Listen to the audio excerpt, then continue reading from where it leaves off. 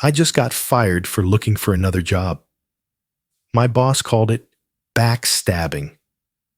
But 5 days later, she was the one calling me, crying.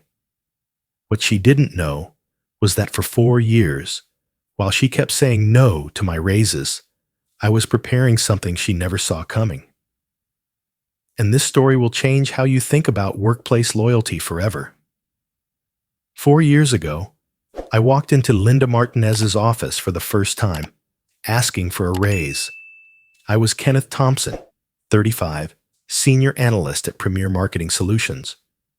I'd been there 2 years, consistently delivering results, staying until 11 p.m. most nights. My wife would already be asleep when I got home, and I'd watch my daughter through the baby monitor, promising myself this sacrifice would pay off. "Kenneth," Linda said, barely looking up from her computer. "The company's going through some tough times right now. Let's revisit this next year, okay?" I nodded, disappointed but understanding. What I didn't tell her was that from that moment, I started documenting everything. Every late night, every successful project, every promise she made. Call it paranoia, but something in her tone told me this wouldn't be the last time I'd hear those words. That year, I increased revenue for 3 major clients by 40%. I redesigned our entire campaign tracking system, saving the company thousands in software costs. I trained 2 new hires who became top performers. When my daughter asked why I couldn't buy her the toys her friends had, I told her Daddy was working hard for our future. But deep down, I was starting to wonder if my loyalty was being mistaken for weakness. Have you ever been promised something that never materialized? That feeling of being strung along, told you're valuable while being treated as expendable. That was my life at Premier Marketing, but what Linda didn't know was that I was building something she couldn't take away from me: relationships, knowledge, and leverage. Year 2 came around, and I prepared for my performance review like I was defending a thesis. Charts, graphs, client testimonials, revenue reports. I laid it all out for Linda, expecting finally to be rewarded for my dedication. Instead, she leaned back in her chair and said, "Kenneth, the budget's already been allocated for this year. You understand how these things work, right? We'll definitely consider it in the next review cycle." I felt my heart sink, but I kept my composure. "Linda, I've consistently exceeded every target. My work has directly contributed to—" She held up her hand. "I know, Kenneth, and we appreciate everything you do. But you have to understand your position in the big picture here." Her position in the big picture. As if my 2 years of 60-hour weeks were just background noise. That night, I came home to find my wife, Sarah, waiting up for me, which was unusual. "How did it go?" she asked, hope in her voice. When I told her, she just hugged me and said, "I understand company loyalty, Ken, but loyalty has to go both ways." That's when I realized something had to change, but I wasn't ready to give up yet. I decided to wait 1 more year, but this time I'd be smarter about it. What Linda didn't know was that during year 2, I'd started building something more valuable than just work performance. I began cultivating direct relationships with our clients, not in a scheming way, but genuinely caring about their success beyond just our contract. I became their go-to person for questions, their trusted advisor. They started asking for me specifically in meetings. And I started understanding that my value wasn't just to Premier Marketing, it was to the industry. Year 3 was when the pattern became undeniable. Same excellent performance review, same, "Kenneth, you're doing amazing work," followed by the same result. This time, the excuse was economic uncertainty. "You understand. With everything happening in the market," she said, gesturing vaguely at her computer screen showing record company profits. What really stung was discovering that month that a new hire, fresh out of college with zero experience, had been brought in at a salary 30% higher than mine. When I asked Linda about it, she said, "Different role, different market conditions." But I knew the truth. They valued potential over proven performance, and they knew I wasn't going anywhere. My daughter was 6 now, old enough to understand when I couldn't afford the school field trip or the birthday party she wanted. "Maybe next month, sweetheart," became my catchphrase. Sarah picked up extra shifts at the hospital to help with expenses. I was working harder than ever, but we were falling behind while the company I was building posted record profits. That's when I started doing something I never thought I would. I began researching other opportunities, not actively applying, just looking, seeing what was out there. And what I found shocked me. Companies were paying 50–60% more for someone with my experience and track record. I wasn't being underpaid, I was being exploited. But I decided to give Linda one more chance. After all, I reasoned, 4 years of loyalty should count for something. So I scheduled another meeting, this time with a comprehensive presentation about my contributions, market salary data, and a clear request. I wasn't asking anymore. I was negotiating. The meeting was scheduled for a Tuesday morning in March. I'd spent the weekend preparing, treating it like the most important pitch of my career, because in many ways, it was. I walked into Linda's office with a folder full of documentation, client testimonials, and salary research. I was confident, professional, and ready to finally get what I deserved. "Linda," I began, "I've prepared a comprehensive review of my contributions over the past 4 years. I think you'll find the numbers speak for themselves." I laid out everything methodically. The revenue I'd generated, the processes I'd improved, the relationships I'd built. I showed her market salary data for similar positions. I was calm, factual, and persuasive. Linda listened, occasionally nodding, occasionally checking her phone. When I finished, she leaned back in her chair and said something I'll never forget. "Kenneth, you have to understand your position in the big picture here. We can't just give raises because someone asks for them. There are procedures, budgets, hierarchies. You're a good analyst, but you need to see the bigger picture." The bigger picture. After 4 years of being the backbone of her department, I was still just a good analyst who didn't understand the bigger picture. That's when I realized something I should have seen years earlier. Linda would never willingly give me what I was worth.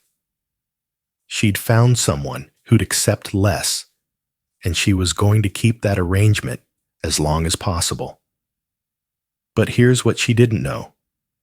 I was recording our conversation on my phone. Not to be malicious, but because I'd learned that in business, everything important should be documented. And I had a feeling this conversation would be important someday. That night, Sarah could see something had changed in my demeanor. "What are you thinking, Ken?" she asked while we were cleaning up after dinner. I helped my daughter with her homework, read her a story, and tucked her in. Then I sat down with my laptop and did something I'd never done before. I updated my LinkedIn profile and started seriously looking at job postings. The next few weeks were a careful balancing act. I couldn't let anyone at work know what I was doing, so I only searched and applied during evenings and weekends, using my personal laptop and email. I was methodical about it, targeting companies that valued experience and had reputations for treating employees fairly. What I discovered was that my skills were in high demand, and companies were willing to pay significantly more for someone with my track record. Within 2 weeks, I had 3 interviews scheduled. Within a month, I had 2 solid offers, both for positions that would nearly double my salary and include equity. The validation was incredible. Other companies saw my value even if Linda didn't. But I was careful, professional, and discreet. Or so I thought. What I didn't know was that Premier Marketing's HR software was more invasive than I'd realized. They monitored employee email activity, even personal emails accessed on company networks. They tracked LinkedIn activity from company computers. And they had algorithms that flagged flight risk behaviors. My careful job search had triggered every red flag in their system. I was in the middle of reviewing a contract proposal when my phone buzzed with a text from Linda. "Kenneth, I need to see you in my office immediately. Come alone." My stomach dropped. The tone was different, urgent, cold. I saved my work, straightened my tie, and walked to her office, trying to appear calm while my mind raced through possibilities. Linda's office felt different when I walked in. She wasn't alone. Marcus from HR was there, looking uncomfortable, and there was a security guard I'd never seen before standing by the door. Linda didn't invite me to sit down. "Kenneth," she began, her voice harder than I'd ever heard it. "We know you've been applying for jobs with our competitors. We know you've been interviewing. We know you've been planning to leave us." She paused, letting the words sink in. "This is backstabbing, pure and simple. After everything this company has done for you, this is how you repay us?" I felt a strange calm wash over me. All the anxiety, all the uncertainty of the past month just evaporated. "Linda," I said quietly, "I asked for a raise 4 times in 4 years. 4 times you told me no. I'm simply exploring my options to find an employer who values my contributions." "Exploring your options?" she snapped. "You're actively interviewing with Hartwell and Associates. That's not exploring. That's betraying confidential information to our biggest competitor. You're a security risk now, Kenneth. Your access to company systems is terminated immediately. Marcus will escort you out." The security guard stepped forward, but I held up my hand. "That won't be necessary. I'll get my things." What happened next surprised everyone in the room, including me. Instead of arguing, instead of getting defensive or angry, I just smiled. Not a sarcastic smile or a bitter one, a genuine, almost relieved smile. "Linda," I said, extending my hand to her, "I want to thank you for the opportunity to work here. It's been educational. I wish you and the team all the best." She stared at my outstretched hand like it was a snake. "Good luck," I added. "You're going to need it." The look of confusion on her face was priceless. She'd expected me to beg, to promise I'd stay, to fight for my job. Instead, I was acting like I just won the lottery. Marcus looked bewildered. Even the security guard seemed unsure of what to do with my cooperation. I walked to my desk with an escort, packed my personal items into a small box, and said goodbye to my colleagues. Some looked shocked, others sympathetic, but a few looked envious. They'd been watching my situation for years, knowing I deserved better, probably wondering when I'd finally make a move. As I was packing, I sent one final email from my personal phone with the subject line, "Effective immediately." It was a simple message to 3 people who weren't Premier Marketing employees, but who would be very interested in my change of employment status. I hit send, slipped my phone into my pocket, and walked out of Premier Marketing Solutions for the last time. The security guard walked me to my car, and as I drove away, I called Sarah. "Hey, honey," I said, "I'm coming home early today. And starting tomorrow, I'm going to have a lot more time to spend with you and Emma." She could hear something different in my voice, not defeat, but liberation. That evening, while Emma played in the backyard and Sarah made dinner, I sat on our porch and thought about what had just happened. Linda thought she'd fired me, but the truth was, she'd just freed me, and she had no idea what was about to happen. You see, over 4 years of being undervalued, I'd learned something important about business. Relationships matter more than corporate loyalty.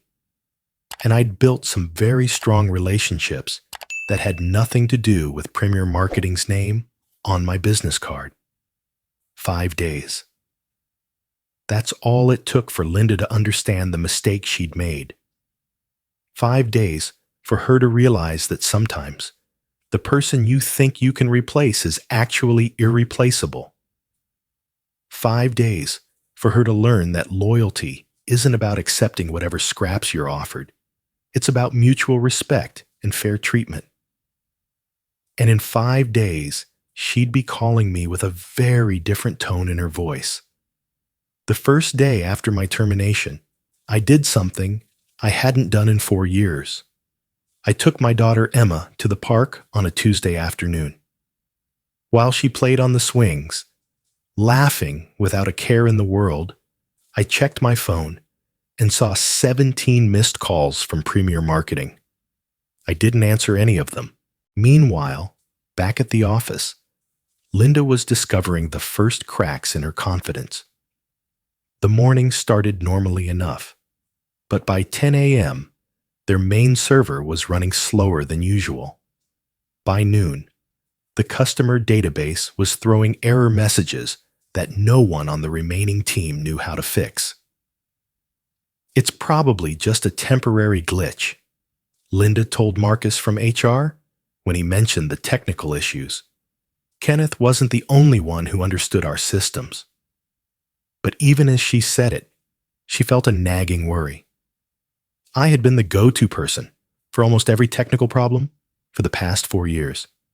Still, she reasoned, how hard could it be to figure out?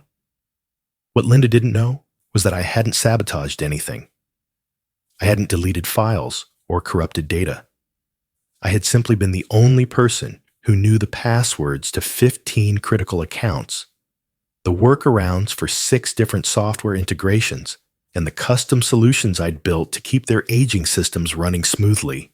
When companies grow organically over time, they often don't realize how much institutional knowledge walks out the door with a single person. By day 2, the technical hiccups were becoming more noticeable. The campaign management system I'd customized was generating reports with missing data. The automated client communication sequences I'd programmed were sending incomplete emails. Most concerning of all, 3 major clients had called asking specifically to speak with me about their upcoming campaigns. "Where's Kenneth?" asked Patricia Chen, our biggest client, during what should have been a routine check-in call. "He usually handles our account personally, and I have some concerns about next quarter's strategy." Linda tried to smooth things over. "Kenneth is no longer with the company, Patricia, but I assure you that our team is fully capable of managing your account. In fact, I'll be taking personal oversight of your campaigns going forward." There was a pause on the other end of the line. "I see. Well, Linda, Kenneth and I had developed a very specific strategy based on some unique insights about our target demographic. He really understood our business. I hope this transition won't affect the quality of service we've come to expect. That phone call was the first time Linda felt genuine concern. Patricia Chen's account represented 40% of her department's revenue. Losing that client would be catastrophic, and Patricia's tone suggested she wasn't entirely comfortable with the change. Meanwhile, I was having lunch with my new colleagues at Hartwell & Associates, getting familiar with their systems and meeting the team I'd be working with. When my phone buzzed with another call from Premier Marketing, I glanced at it and then put it back in my pocket. Emma looked up from her coloring book and asked, "Daddy, why don't you answer your phone anymore?" "Because, sweetheart," I said, "sometimes it's more important to focus on what's in front of you than what's behind you." Day 3 brought the crisis Linda had been dreading.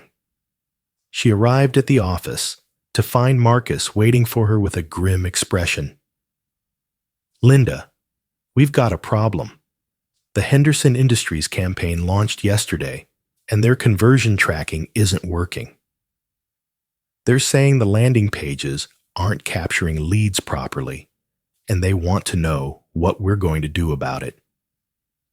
Henderson Industries was their second largest client, and their campaign represented a 6-figure monthly budget. Linda rushed to her computer and tried to access the tracking system I'd built, but she quickly realized she was looking at code and configurations that might as well have been written in a foreign language. "Get me someone from IT," she told Marcus. "We need to fix this immediately." But Premier Marketing's IT department consisted of 2 junior developers who primarily handled basic troubleshooting and software installations. When they looked at my custom tracking implementation, they were completely out of their depth. "This is really sophisticated stuff," one of them told Linda. "Kenneth basically built a proprietary system using multiple APIs and custom scripts. We'd need weeks just to understand how it works, let alone fix whatever's wrong with it." That's when Linda made her first call to me. I was pushing Emma on the swing set at our neighborhood park when my phone rang. I looked at the caller ID, smiled, and let it go to voicemail. Emma giggled and shouted, "Higher, Daddy! Push me higher!" The voicemail Linda left was professional but strained. "Kenneth, this is Linda. We're having some technical issues with a few systems, and since you were the primary administrator, we could really use your help sorting things out. Please give me a call when you get this." I deleted the voicemail without listening to the whole thing. By day 4, the situation had escalated from concerning to critical. Patricia Chen called back, this time with an edge in her voice that Linda had never heard before. "Linda, I just got off the phone with Kenneth. He's joining Hartwell & Associates, and frankly, I'm considering moving our account there as well." Linda felt her stomach drop. "Patricia, I don't think you should make any hasty decisions. We've had a great relationship for 3 years and—" "Yes, we have," Patricia interrupted. "But that relationship was primarily with Kenneth. He understood our business model, our customer base, our unique challenges. He wasn't just managing our campaigns. He was a strategic partner.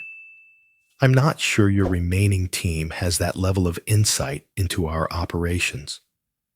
After Patricia hung up, Linda stared at her phone for a full minute. She was starting to understand that I hadn't just been an employee. I had been the face of the company for their most important clients. My relationships with these businesses were personal and professional bonds that had been built over years of consistent, high-quality service. That afternoon, 2 more clients called with similar concerns. Both had heard through industry networks that I was moving to Hartwell & Associates, and both were exploring their options for their marketing needs. Linda tried calling me again. This time, I was at Emma's school, helping her with a science project about plant growth. When I saw Linda's name on my phone, I showed it to Emma. "Should Daddy answer this call?" I asked.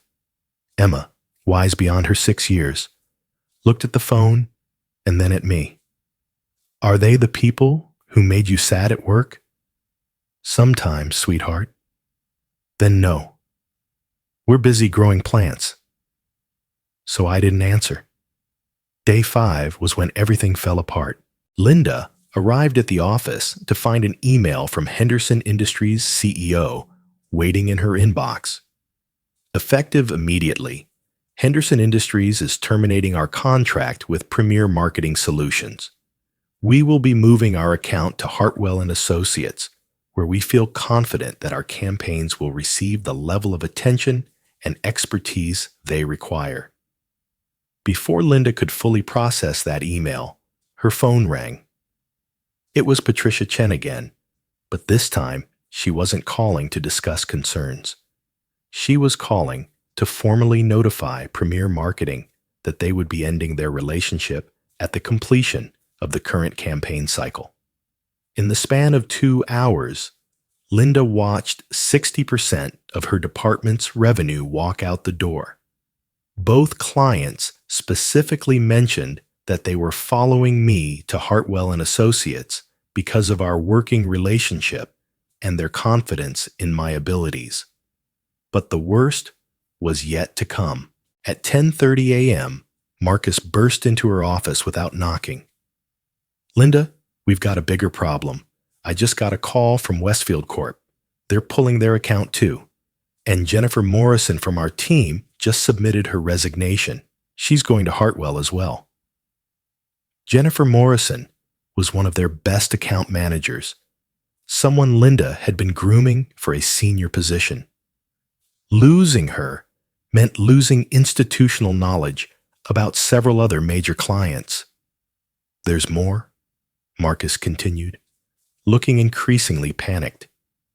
"Brad Chen from Creative just told me he's considering an offer from Hartwell too. Linda, they're not just taking our clients, they're taking our people." That's when Linda realized what I had really been building during my 4 years at Premier Marketing. It wasn't just job performance or technical expertise. I had been cultivating relationships, mentoring junior staff, and positioning myself as a trusted advisor, not just within the company, but within the industry itself. When I left, I didn't just take my own value.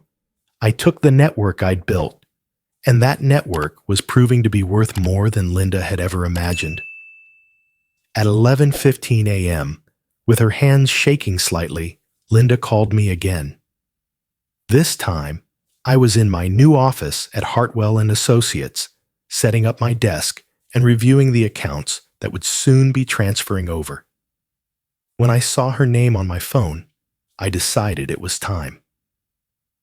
"Hi, Linda," I answered, my voice calm and professional.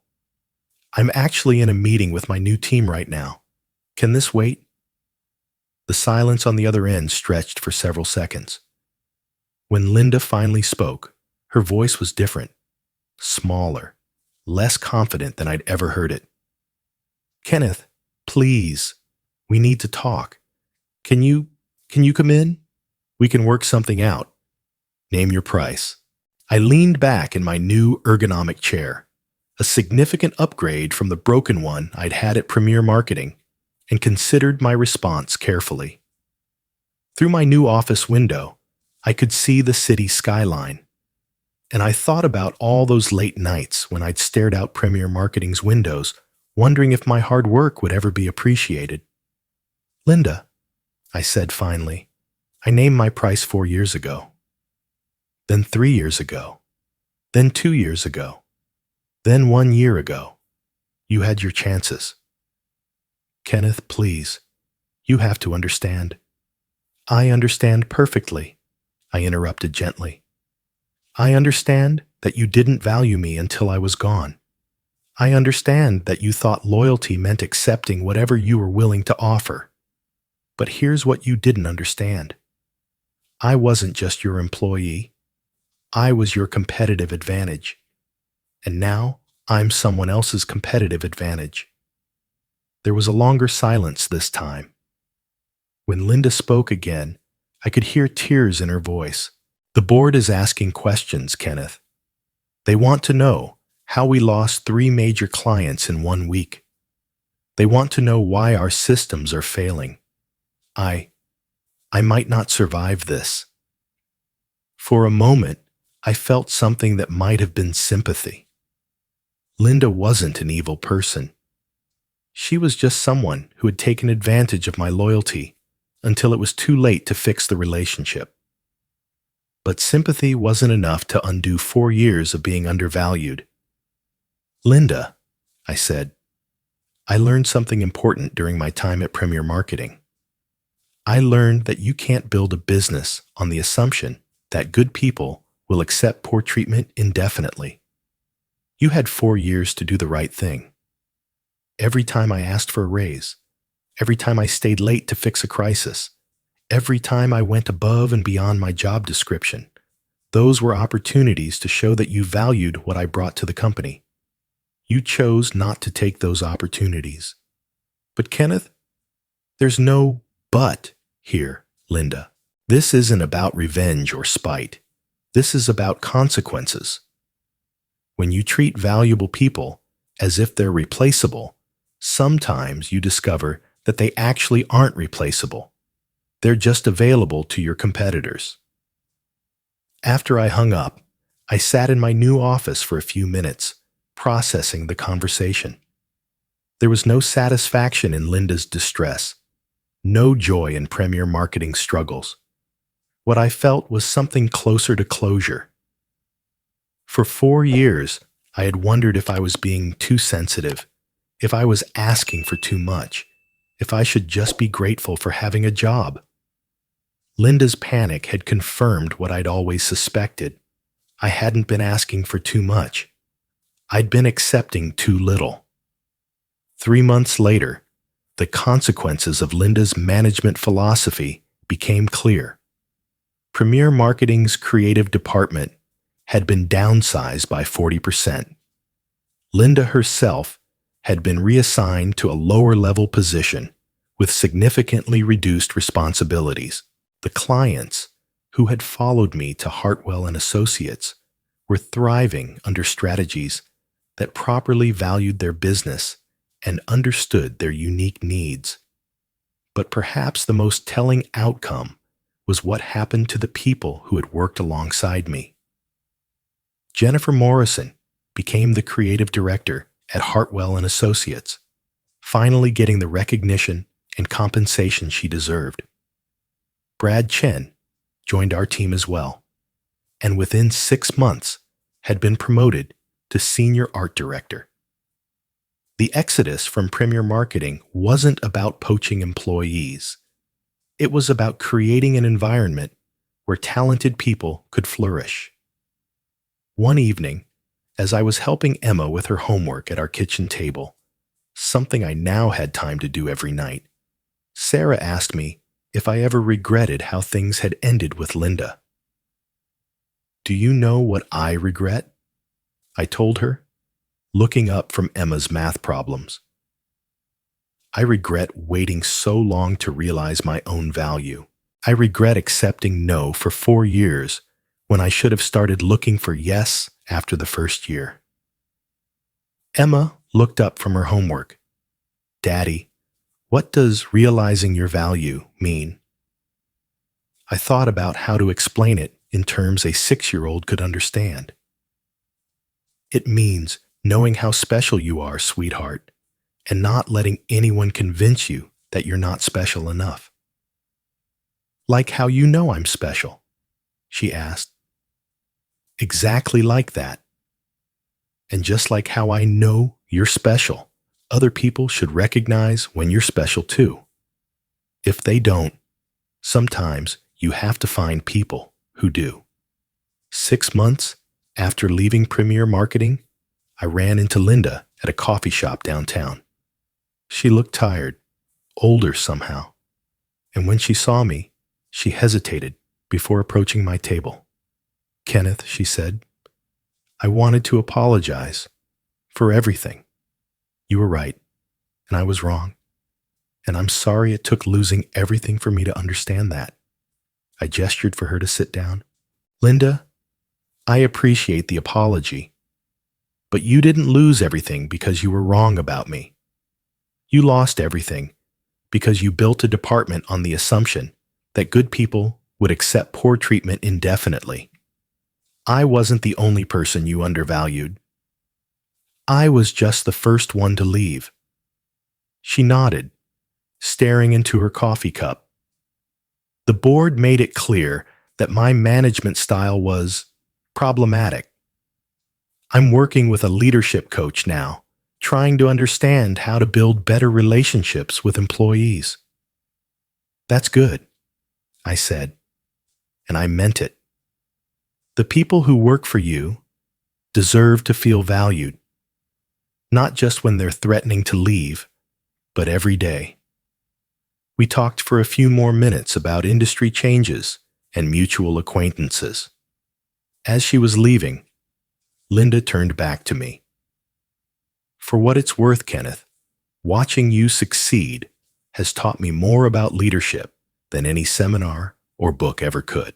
After she left, I sat in the coffee shop thinking about the journey that had brought me to this point.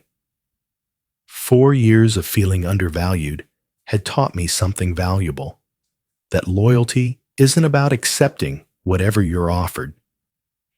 True loyalty is mutual respect, fair compensation, and recognition of value. When those elements are missing, loyalty becomes exploitation. That evening, I came home to find Emma drawing at the kitchen table while Sarah prepared dinner. Emma's drawing showed stick figures of our family, but we were all smiling and standing in front of a house with a big yard. The house we'd recently been able to afford thanks to my new salary. "What are you drawing, sweetheart?" I asked. "It's our happy family," she said. "We're happy because Daddy isn't sad about work anymore." Sometimes, children see things more clearly than adults do. Emma was right. I wasn't sad about work anymore, not because I was vindictive or because I enjoyed Premier Marketing's struggles, but because I had finally learned to value myself appropriately. The lesson I learned from those 4 years wasn't about how to get revenge on unfair employers. It was about how to recognize your own worth and find environments where that worth is appreciated.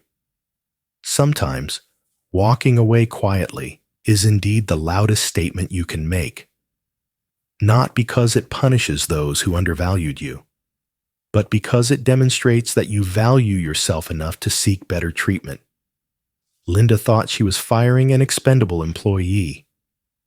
What she actually did was free someone who had the skills, relationships, and integrity to thrive elsewhere. And in the end, that distinction made all the difference.